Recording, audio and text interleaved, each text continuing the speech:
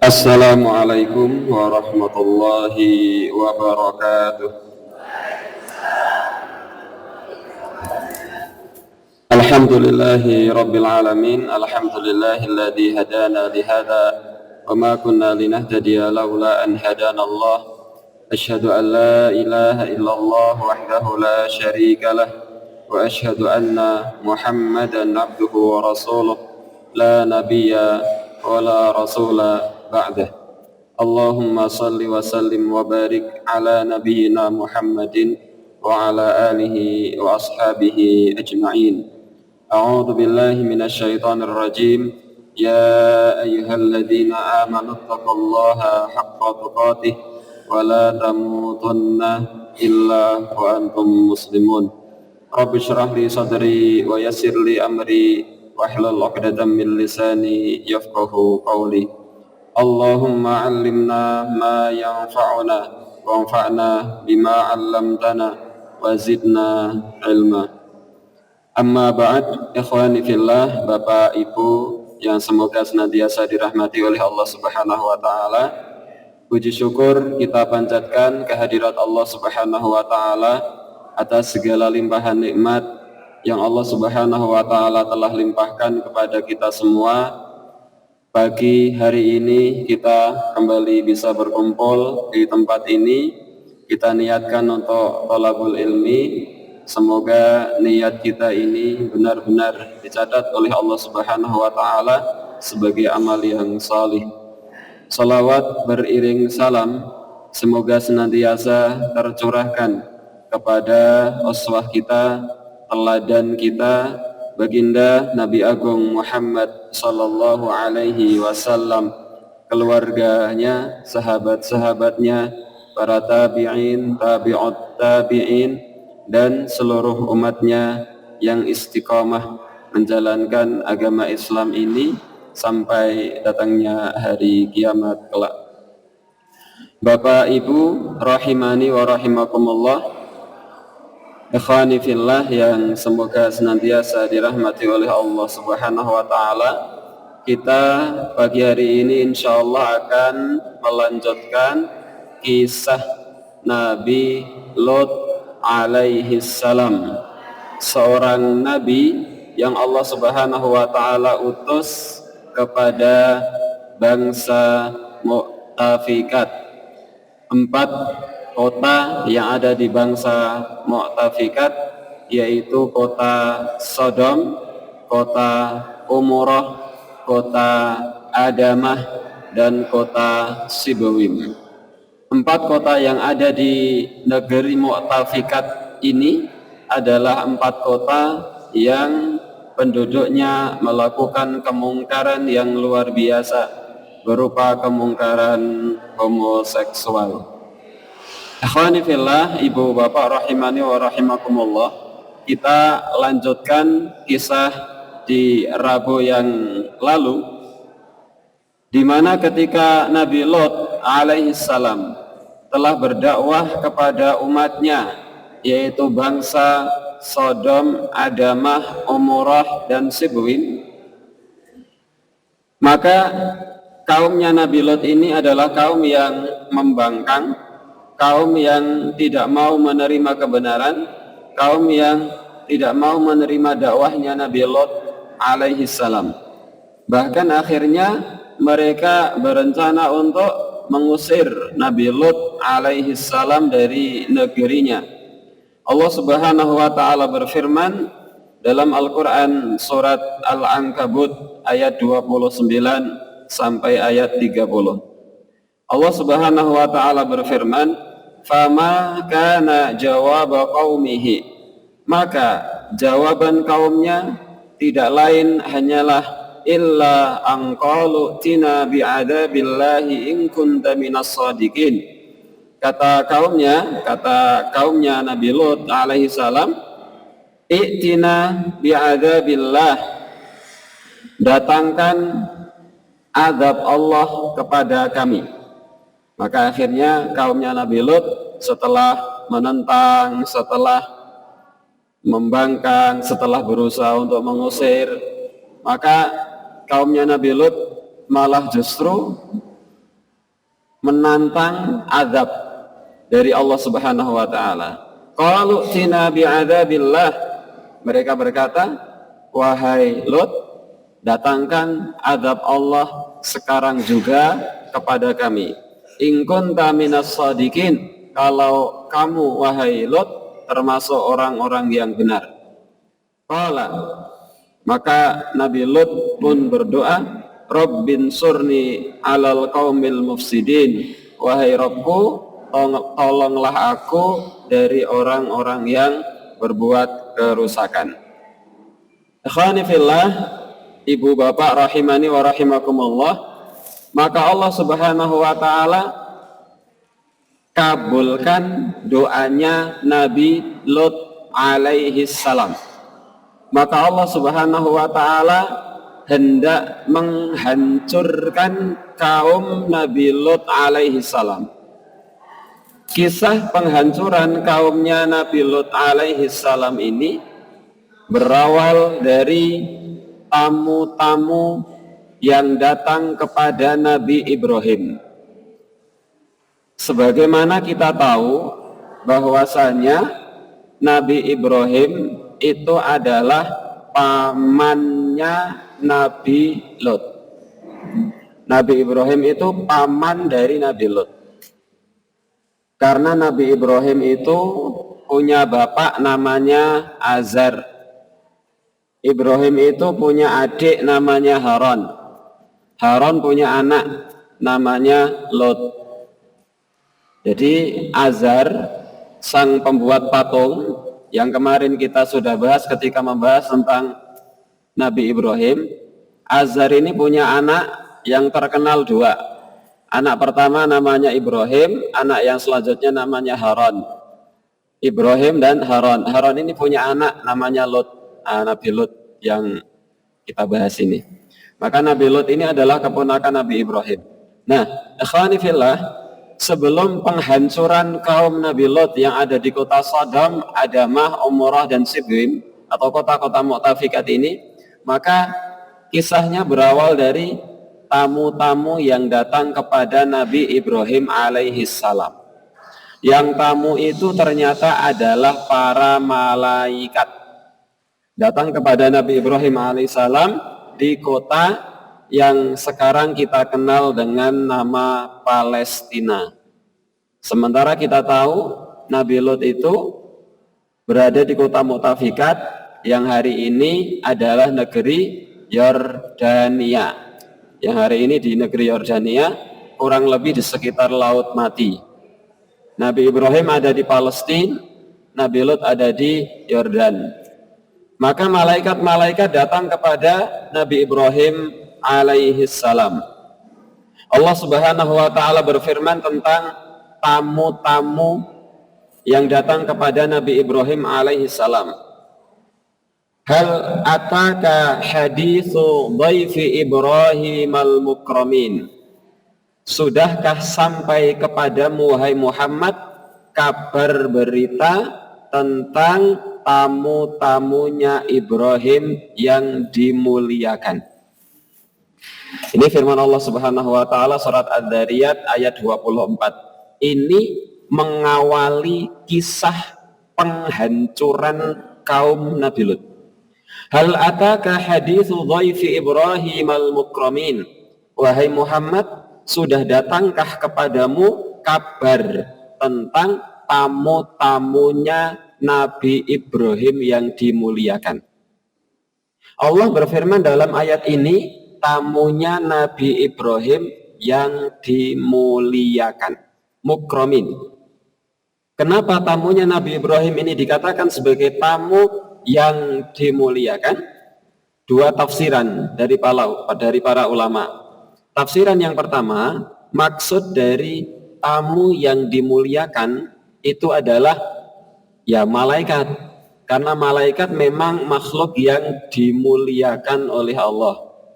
Tafsiran yang kedua, makna dari tamu yang dimuliakan adalah tamu-tamu yang Nabi Ibrahim betul-betul memuliakan tamu tersebut. Jadi tamu-tamu ini dimuliakan sekali oleh Nabi Ibrahim alaihi salam. Maka ayat ini juga memberikan faedah makna kepada kita bahwa di antara etika seorang muslim itu adalah menghormati dan memuliakan tamu. Makanya sampai kemudian Rasul sallallahu alaihi wasallam bersabda, "Man kana yu'minu billahi wal yaumil akhir falyukrim dhaifah." Siapa orangnya yang beriman kepada Allah dan beriman kepada hari akhir, maka muliakan tamunya. Maka tamu datang kepada Nabi Ibrahim alaihi salam, yang tamu-tamu ini adalah sosok malaikat yang malaikat itu menjelma, menyerupakan diri menjadi sosok laki-laki. Dan begitulah keadaannya ketika malaikat datang kepada para nabi atau para rasul, itu memang biasanya dalam rupa seorang laki-laki, tidak berupa wujud asli. Bahkan Nabi Muhammad SAW ketika didatangi oleh malaikat Jibril, itu Nabi Muhammad pasti didatangi oleh malaikat yang mana malaikat sedang menyerupakan diri menjadi sosok laki-laki. Nabi Muhammad itu tidak pernah didatangi oleh malaikat Jibril dalam wujud asli kecuali hanya 2 kali.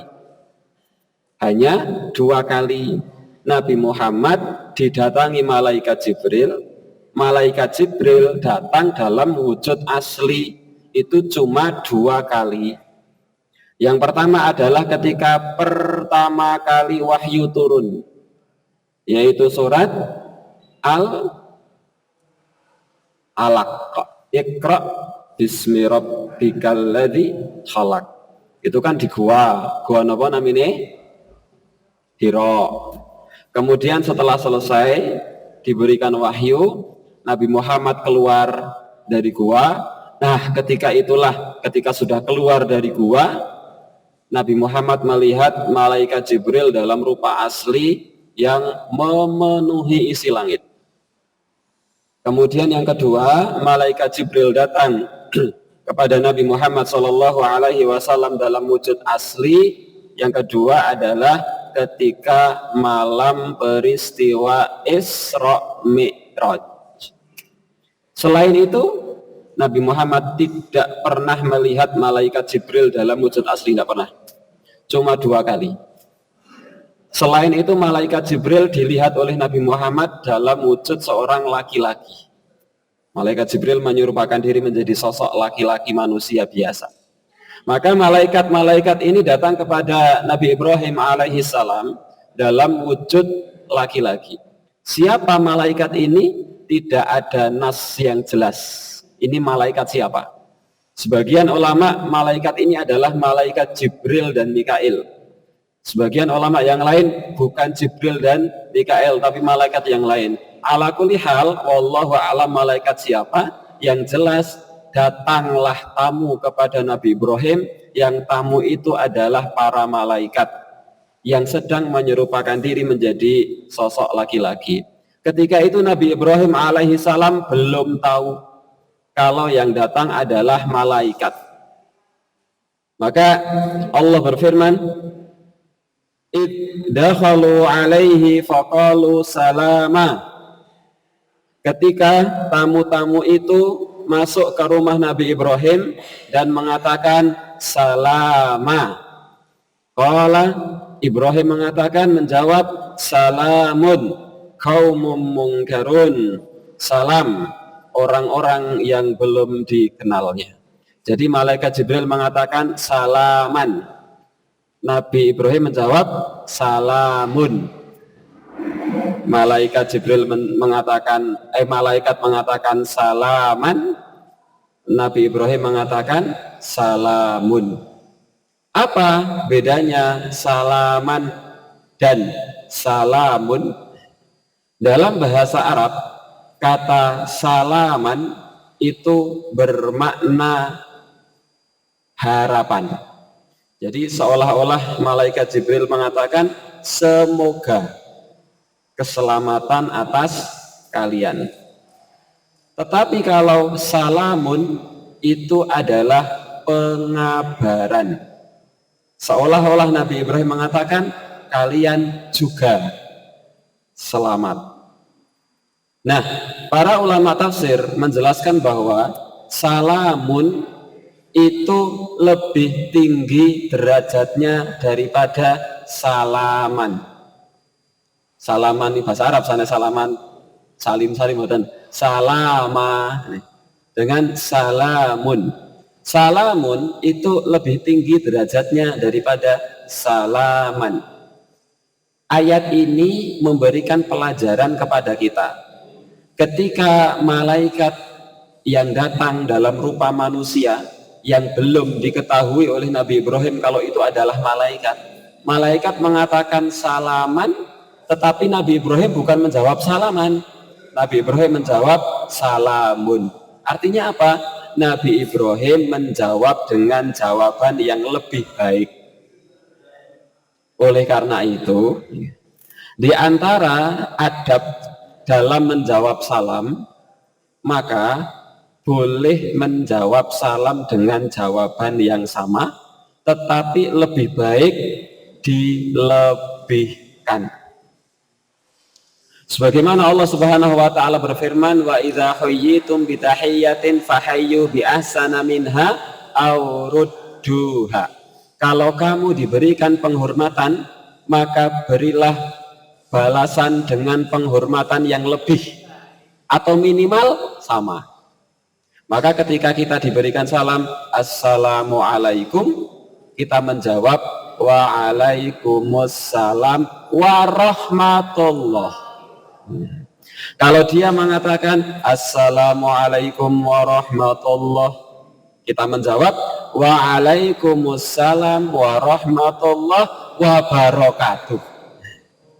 Kalau sana mengatakan assalamualaikum warahmatullahi wabarakatuh, maka kita menjawab waalaikumsalam warahmatullahi wabarakatuh. Sampun, soalnya pun boten enten tambahane. Tapi kalau sana assalamualaikum, kita menjawab waalaikumsalam warahmatullahi, tambahi warahmatullah. Kalau sana mengatakan assalamualaikum warahmatullah, kita menjawabnya sampai wabarakatuh. Kalau sana mengatakan salamnya sampai wabarakatuh, ya kita juga sampai wabarakatuh karena tidak ada tambahan lagi. Itu pelajaran pertama. Jadi pelajaran yang bisa kita ambil dari peristiwa malaikat dan Nabi Ibrahim ini, kalau kita diberikan salam, jawab dengan ucapan salam yang lebih. Termasuk ketika menjawab WA. Assalamualaikum, usahakan jawab lebih. Waalaikumsalam warahmatullah, minimal sama. Assalamualaikum, waalaikumsalam, minimal sama. Jangan sampai ketika kita di WA-nya assalamualaikum warahmatullah wabarakatuh, jawabannya waalaikumsalam.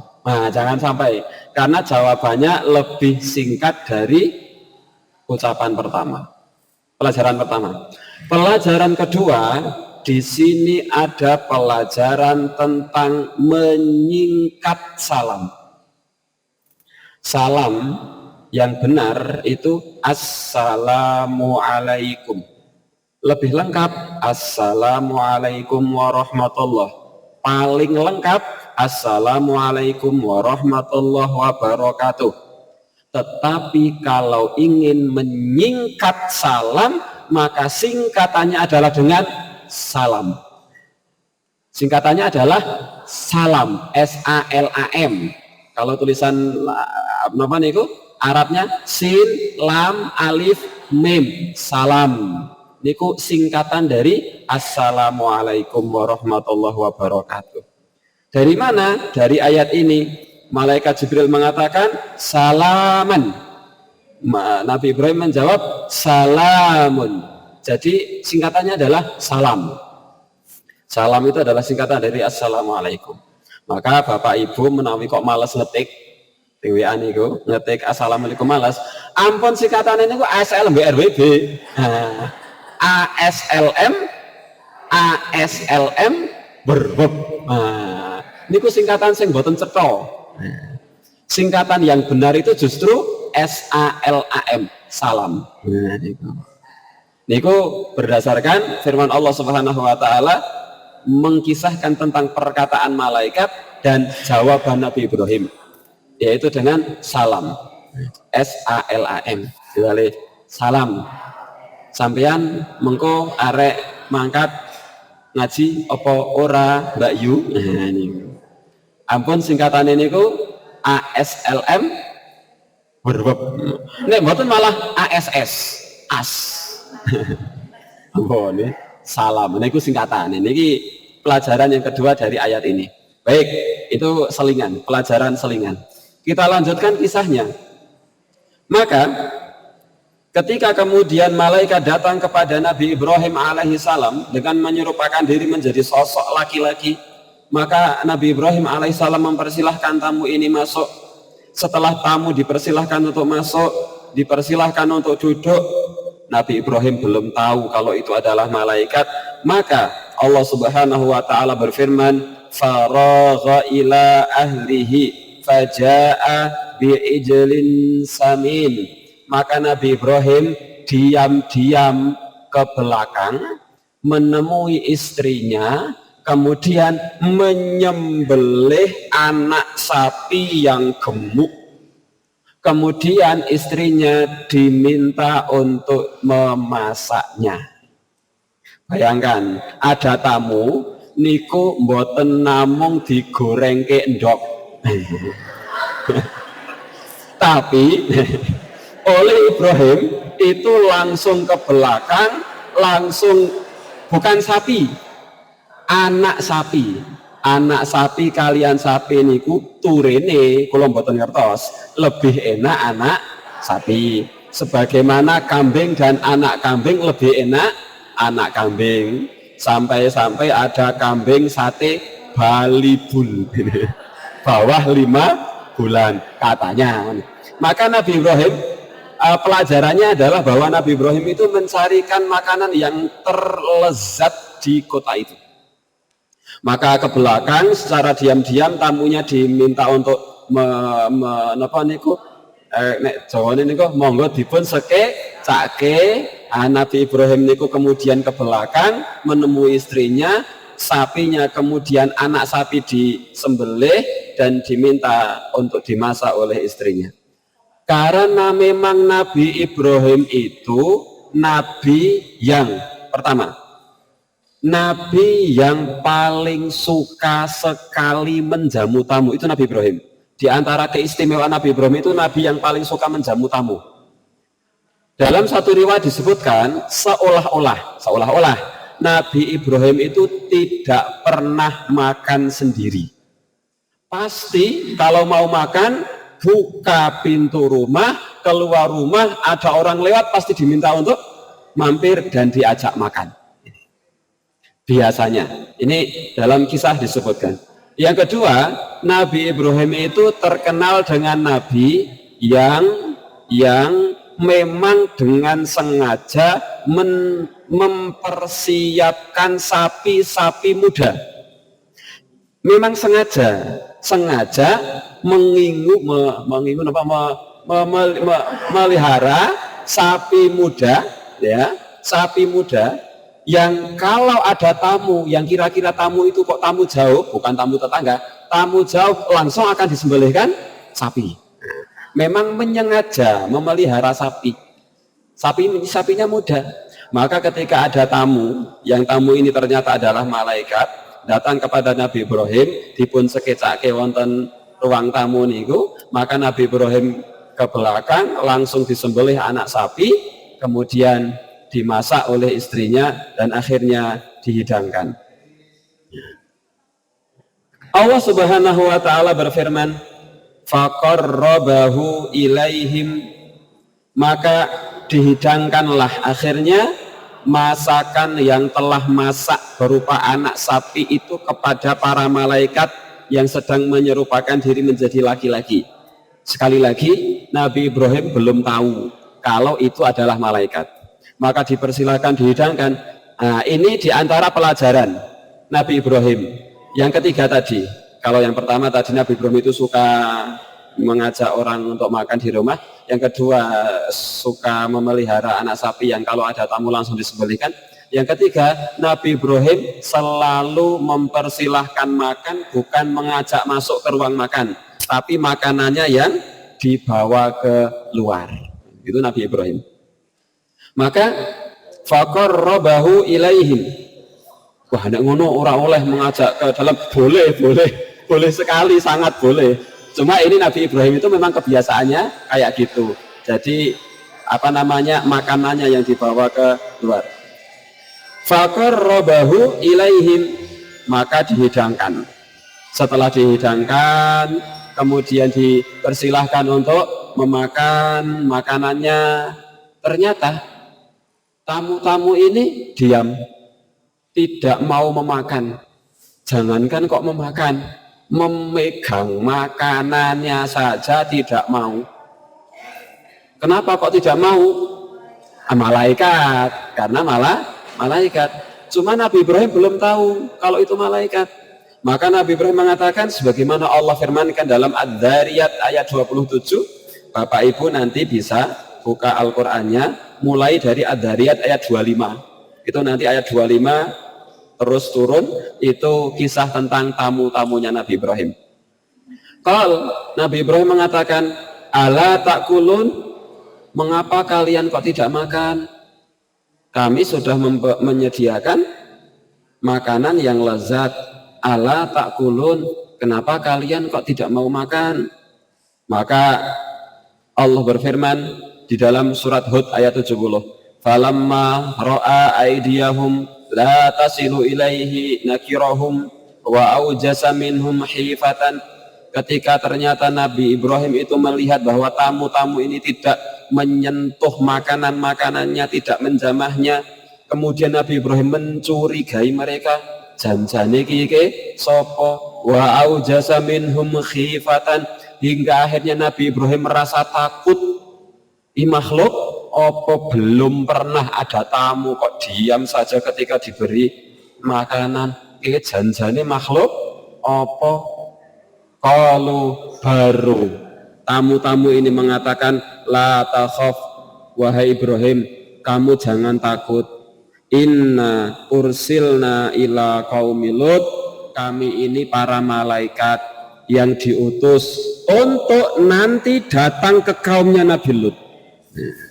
Jadi malaikat mengatakan jangan takut, kami ini adalah malaikat yang diutus kepada kaumnya Nabi Lut. Maka kemudian terjadi perbincangan di antara mereka. Di antara perbincangan itu adalah perbincangan bahwa malaikat ini mengabarkan kepada Ibrahim, istrinya yang bernama Sarah atau Sarah nanti akan mengandung dan melahirkan anak. Kita ingat, kita ulang kembali kisahnya. Nabi Ibrahim kan bersama Sarah di Palestina. Ketika itu Hajar di mana?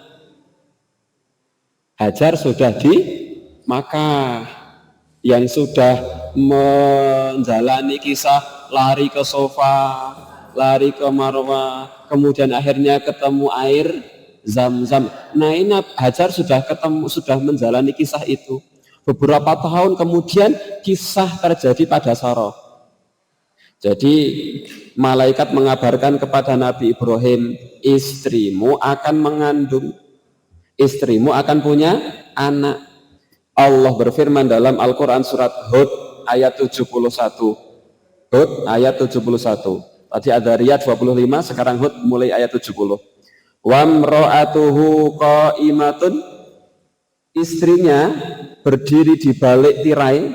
Jadi ini tamu Ibrahim, dan Nabi Ibrahim itu di ruang tamu, istrinya di belakang berdiri nguping. Fadhahikat, istrinya tertawa, dapat kabar mau punya anak. Sarah tertawa. Fabasyarnaha bi Ishaqa wa min wara'i Ishaqa Yaqub. Kenapa? Karena diberi kabar bahwa dia akan punya anak yang nanti bernama Ishak, yang Ishak akan punya anak nanti bernama Yakub. Maka Hajar tertawa. Kenapa Hajar tertawa? Karena seolah-olah mustahil. Padahal ketika itu kok Sarah Padahal ketika itu Sarah umurnya sudah kurang lebih 99 tahun. Selama ini tidak punya anak. Umur 99 tahun malah diberikan kabar di waktu umur 99 tahun akan dikaruniai anak. Maka Sarah tertawa. Setelah itu istrinya yaitu Sarah berkata, qalat ya wailata a'alidu wa ana ajuz. Ajaib, apakah aku akan punya anak sementara aku sudah sangat sepuh tua? Wa hadza ba'li syaikha, suamiku juga sudah tua. Inna hadza la syai'un ajib, ini adalah kabar yang benar-benar menakjubkan, ajaib sekali. Maka qalu, para malaikat akhirnya berkata, jadi kan istrinya tadi ada di dalam, mendengar kabar tertawa, istrinya Sarah keluar. Maka Sarah kemudian, loh masa saya sudah tua, suami saya sudah tua, kok bisa punya anak? Ajaib, aneh, mana mungkin? Kata malaikat, atajabina min amrillah, mengapa kamu merasa heran tentang ketetapan dari Allah? Kalau Allah sudah berkehendak, pokoknya kun fayakun. Allah tinggal berfirman jadi. Maka sesuatu itu pun akan terjadi. Rahmatullahi wa barakatuhu, itu sebagai rahmat dari Allah dan sebagai barokah dari Allah Subhanahu wa ta'ala. Alaikum, yang Allah Subhanahu wa ta'ala curahkan kepada kalian ahlal bait, wahai ahlul bait, innahu hamidum majid, sesungguhnya Allah Subhanahu wa ta'ala zat yang maha terpuji lagi maha pengasih. Maka setelah kemudian Nabi Ibrahim mengetahui bahwa tamu-tamu ini ternyata adalah para malaikat yang mengabarkan bahwa dirinya akan punya anak. Nabi Ibrahim itu nabi, punya firasat yang kuat. Nabi Ibrahim merasa ini tidak mungkin kalau malaikat ini kok datang hanya untuk mengabarkan bahwa dirinya punya anak. Ini nggak mungkin. Maka Nabi Ibrahim bertanya kepada malaikat, fama khotbukum ayyuhal mursalun, apakah urusanmu yang lebih penting dari ini wahai para utusan, wahai para malaikat? Urusan kamu yang lebih penting apa? Mosok hanya memberi kabar kalau saya akan punya anak, yang lebih penting apa dari ini? Kata malaikat, inna ursilna ila qaumin mujrimin. Oh ya, sesungguhnya kami ini diutus kepada kaum-kaum yang berdosa, yaitu kaumnya Nabi Lot. Linursila alaihim hijaratan min tin, untuk supaya kami ini diperintahkan untuk menghujani mereka dengan batu-batu yang berasal dari tanah yang keras dan panas. Musawwamatan inda rabbika lil musrifin, yang batu itu sudah ditandai dari Tuhanmu untuk membinasakan orang-orang yang melampaui batas. Ini surat Az-Zariyat 32 sampai 34. Jadi malaikat mengatakan, oh ya, memang kami kesini tidak hanya untuk memberikan kabar kalau kamu punya anak, tapi ada sesuatu yang lebih penting. Apa itu? Yaitu ada sesuatu yang penting, yaitu kami diperintahkan untuk datang kepada kaumnya Nabi Lot di kota Mu'tafikat untuk menghujani mereka dengan batu-batu yang berasal dari tanah yang keras, yang batu-batu itu sudah ditandai dari Tuhanmu. Batu-batu yang sudah ditandai itu maksudnya apa? Para ulama memberikan penjelasan paling tidak dua tafsiran. Batu-batu yang ditandai itu, tafsiran yang pertama kata para ulama, maksudnya adalah batu-batu itu adalah batu-batu yang berbeda dari batu-batu dunia. Jadi batu-batu khusus untuk menghancurkan kaumnya Nabi Lot. Tafsiran yang kedua dari para ulama, batu-batu yang bertanda itu adalah maksudnya setiap batu sudah ada tanda nama orang yang akan kena batu itu. Jadi setiap batu sudah ada namanya. Ini batu ini akan mengenai si fulan, batu yang B akan mengenai si B, batu yang C akan mengenai si B, kaum-kaumnya Nabi Lot.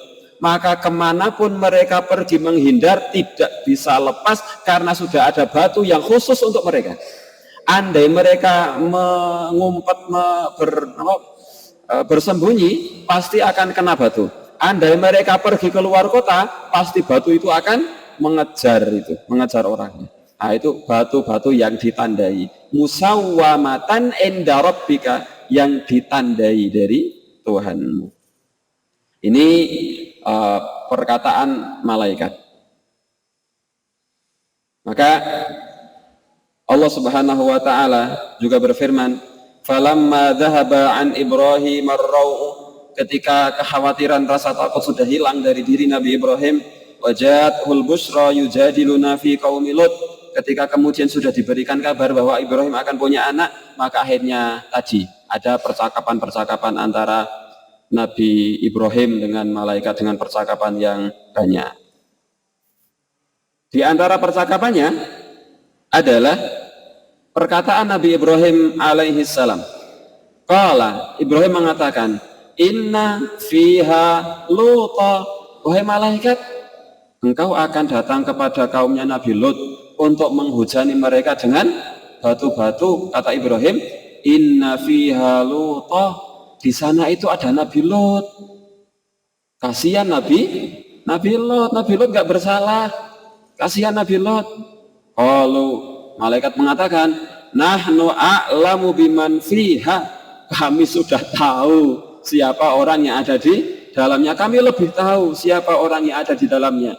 Lanunajjiyannahu wa ahlahu, kami akan selamatkan Lot dan kami akan selamatkan keluarganya.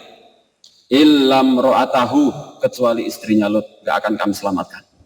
Kanat minal ghabirin, karena istrinya Lot adalah orang yang termasuk orang yang nanti akan dibinasakan, akan tertinggal di kota itu. Kata Nabi Ibrahim, wahai malaikat, kasihan, di sana ada Lot. Bukan kasihan kepada umatnya Lot, tapi kasihan kepada Nabi Lot. Nabi Lot itu orang baik, Nabi gak salah apa-apa, masa akan kena azab. Maka malaikat mengatakan, kami lebih tahu siapa yang ada di dalamnya. Jangan khawatir, kami akan selamatkan Lot beserta keluarganya, kecuali istrinya Lot. Karena istrinya Lot termasuk orang-orang yang ingkar kepada Nabi Lot. Percakapan antara Nabi Ibrahim dan malaikat ini terjadi dengan cukup panjang. Maka akhirnya malaikat mengatakan, ya Ibrahim, a'rid an hadza. Wahai Ibrahim, tinggalkan soal jawab ini. Sudah kita sudahi, tanya jawab ini kita sudahi. Innahu qad jaa amru rabbika wa innahum atihim adzabun ghairu mardud. Karena sesungguhnya telah datang ketetapan Tuhanmu dan sesungguhnya mereka itu akan didatangi azab yang tidak dapat ditolak. Sudah, kalau bahasa kita diskusinya sudah waktunya saya mendatangi kaumnya Nabi Lot sekarang. Sudah ya, saya sudah saatnya untuk datang ke kaumnya Nabi Lot. Maka akhirnya para malaikat meninggalkan Nabi Ibrahim, kemudian mendatangi kaumnya Nabi Lot dan langsung datang ke rumahnya Nabi Lot. Walamma ja'at rusuluna Lut, ketika kemudian malaikat-malaikat ini datang kepada Nabi Lot, yang Nabi Lot juga belum tahu kalau itu adalah para malaikat, si abihim, maka Nabi Lot merasa khawatir. Kenapa kok merasa khawatir? Wah, ini orang laki-laki datang, padahal kalau malaikat datang itu bukan tanggung-tanggung, menyerupakan diri menjadi sosok laki-laki, pasti laki-laki yang sempurna. Wah, ada tamu datang, laki-laki yang sangat tampan, sampai akhirnya Nabi Lut mengatakan, hada yaumun asib, ini adalah hari yang amat sangat berat, kedatangan tamu seorang laki-laki yang laki-laki itu sangat tampan. Kenapa kok khawatir Nabi Lut? Nabi Lut khawatir kalau orang-orang kota Sodom, Umurah, Adamah dan Sibuim tahu ada tamu yang sangat tampan, nanti pasti akan dijegal. Nah, yang kedua, kenapa Nabi Lut khawatir? Nabi Lut khawatir istrinya ini yang ada di rumah itu akan keluar untuk berkhianat, mengabarkan kepada orang-orang, di saya ada tamu yang sangat tampan. Ini khawatir, Nabi Lut mengkhawatirkan istrinya.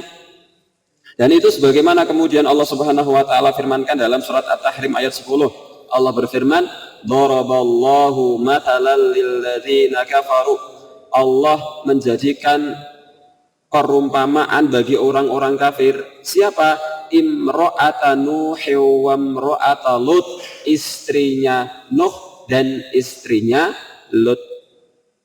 Kanata tahta abdaini min ibadina salihaini, keduanya itu berada di bawah pengawasan hamba kami yang solih, yaitu Nabi Lut lah solih, istrinya ini di bawah pengawasan hamba kami yang solih. Fakhanatahuma, tetapi mengkhianatinya.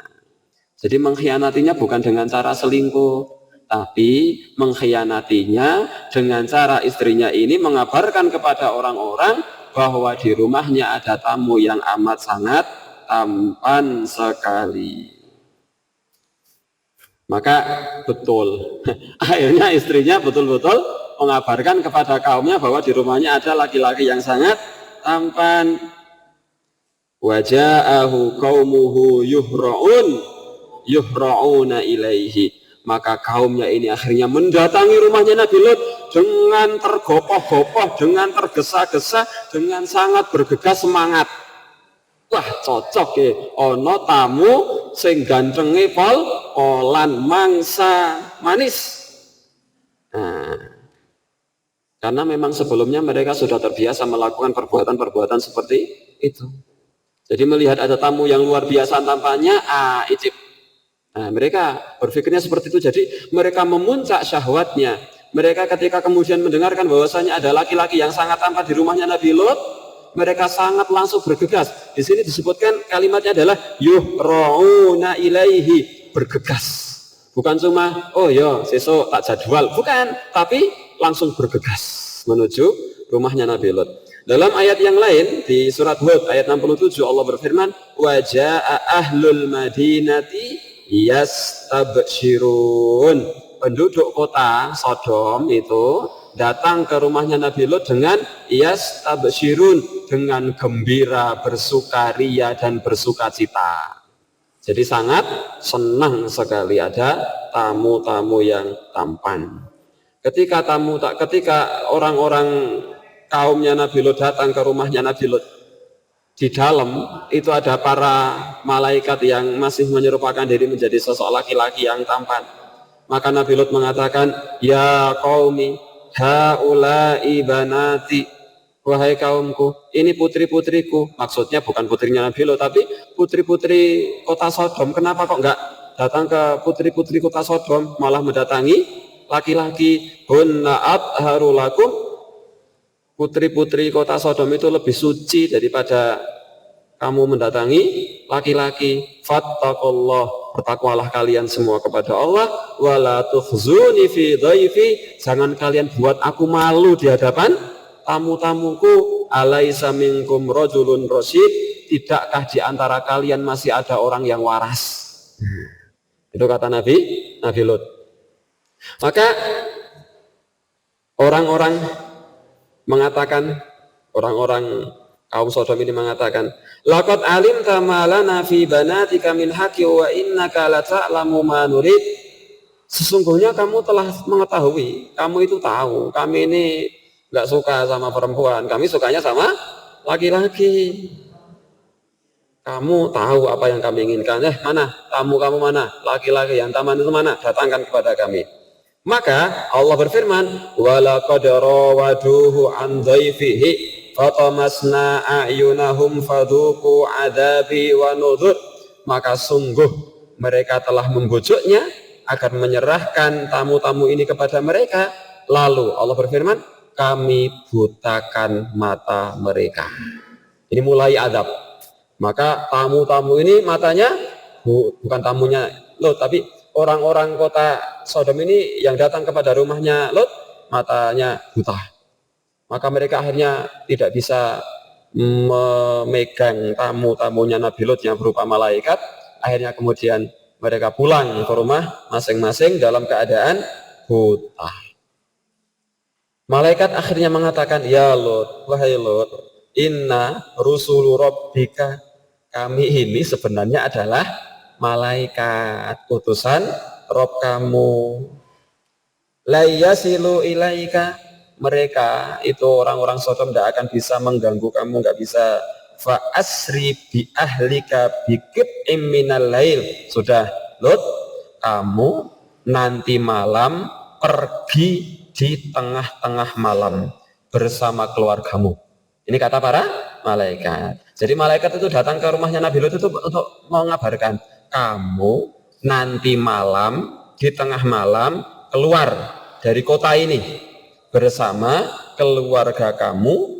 Wala yaltafit minkum ahadun, jangan pernah kamu noleh ke belakang. Kamu pergi di malam, tengah malam pekat, pergi keluar, jangan noleh ke arah belakang. Illam ro'ataka, kecuali istrimu, gak usah diajak.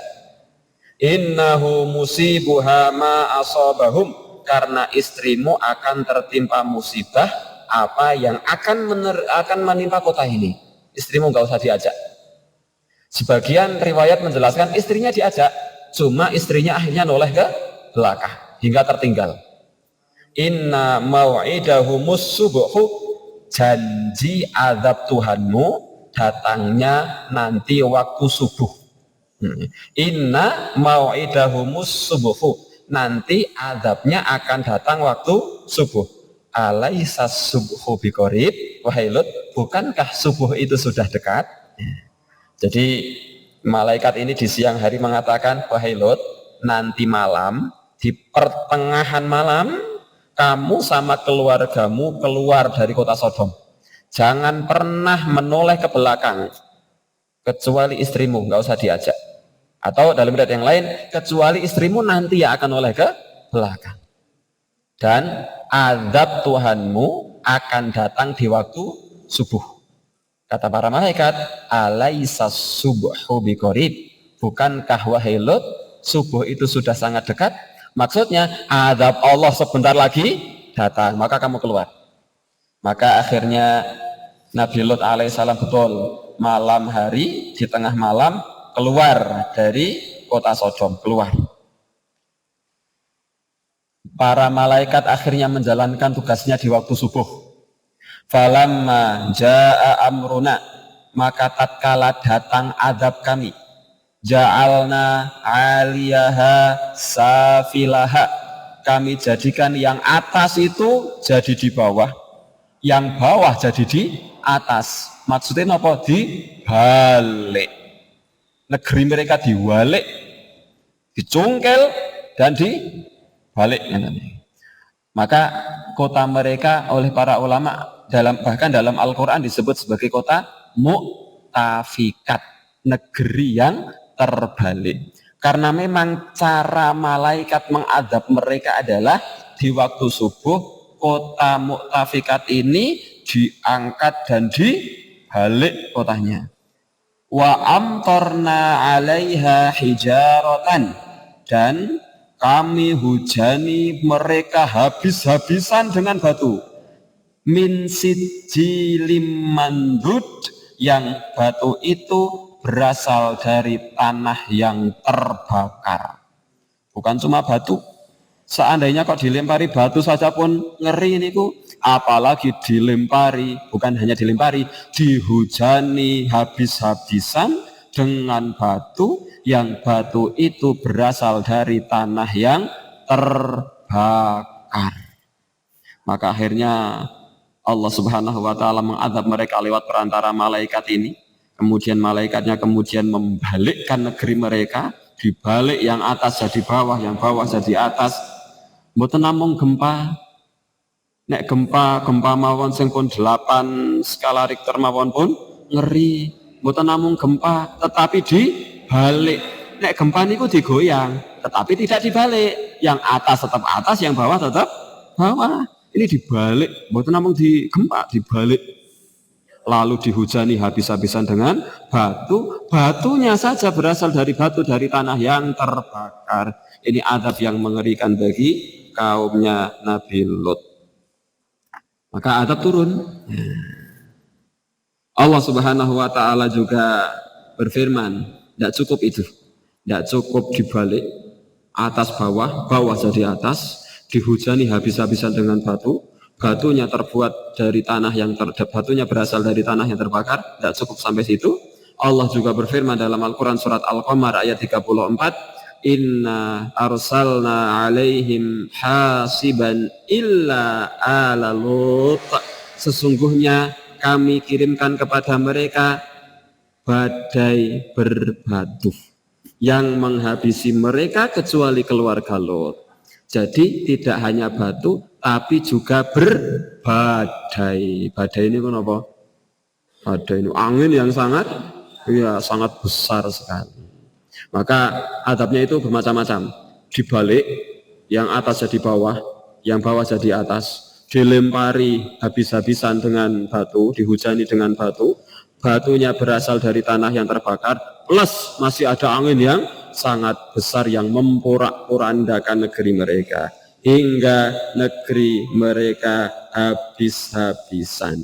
Allah berfirman, walaqad sabbahahum bukratan adzabum mustaqir. Dan sungguh pada pagi esok harinya mereka benar-benar ditimpa azab yang bertubi-tubi. Adabnya bertubi-tubi, mboten sekali adab, bertubi-tubi dengan adab yang bermacam-macam. Kata Allah, fadzuku adabi wa nuzur, maka rasakanlah azabku dan peringatanku. Al-Quran surat Al-Qamar ayat 38 dan 39. Nah, itulah kemudian azab yang menimpa kaumnya Nabi Lut, yang ternyata tidak ada yang selamat kecuali Nabi Lut dan 2 putrinya. Istrinya kena. Maka suami solih itu tidak mesti istrinya juga solih. Sebagaimana istri solih tidak mesti suaminya juga solih. Macam-macam. Biasanya memang kalau suami solih istrinya solih. Suami tidak solih istrinya juga tidak solih. Biasanya. Tetapi kalau ada seperti itu. Maka Asiyah itu punya suami. Asiyah solihah luar biasa. Tapi punya suami namanya Fir'aun. Maka kalau ibu-ibu gadah garwa sing kaya Fir'aun, mboten napa-napa. Belum ada apa-apanya dibandingkan Fir'aun. Masih lebih jauh di bawah Fir'aun. Bapak-bapak seandainya punya suami kok kados istrine napa? Lut, mboten napa-napa. Itu masih jauh lebih mending daripada istrinya Nabi Lut. Nah, itu. Apa yang terjadi setelah azab selesai? Allah berfirman dalam Adz-Dzariyat 37, wa tarakna fiha ayatan lil ladzina yakhafuna al-'adzabal alim. Maka kami tinggalkan padanya negeri itu suatu tanda bagi orang-orang yang takut kepada azab yang pedih. Setelah azab selesai, maka Allah masih menyisakan reruntuhan negeri mereka, yang negeri-negeri sisa reruntuhan ini bisa dilihat oleh beberapa generasi kemudian. Kalau sekarang sudah tidak ada.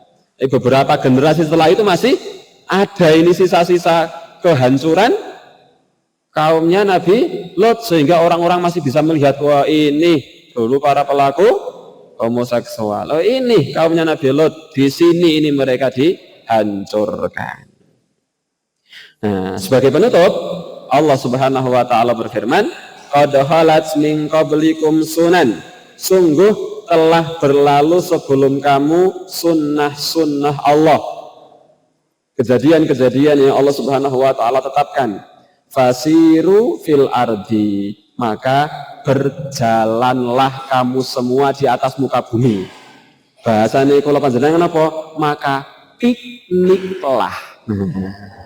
Jalan-jalanlah. Tetapi tujuannya apa? Fanduru kaifa kana akibatul mukadzibin, dan lihat apa kesudahan bagi orang-orang yang mendustakan rasul-rasul. Maka piknik yang paling bagus itu adalah ke museum dibandingkan ke tempat-tempat rekreasi, tapi ke museum. Kenapa ke museum? Karena di sana kita bisa mengambil pelajaran. Misalnya ke museum sing deket berarti, Museum Merapi. Di sana ada sisa-sisa reruntuhan batu-batunya napa nika ontel yang sudah, motor yang sudah meleyot kena panasnya, maka kita bisa mengambil pelajaran ya. Maka piknik yang bagus niku ke museum. Boleh enggak piknik? Boleh. Tetapi tujuan utamanya adalah melihat tanda-tanda kekuasaan Allah. Allah berfirman, "Fanduru kaifa kana akibatul mukadzibin." Maka lihatlah bagaimana kesudahan orang-orang yang mendustakan Rasul. Insya Allah kita lanjut di lain kesempatan. Tentang kisah Lot sudah, insya Allah kita lanjutkan tentang kisah Nabi Syuaib. Nabi Syuaib 0900 pas. Walhamdulillah wassalatu wassalamu ala rasulillah. Wassalamualaikum warahmatullahi wabarakatuh.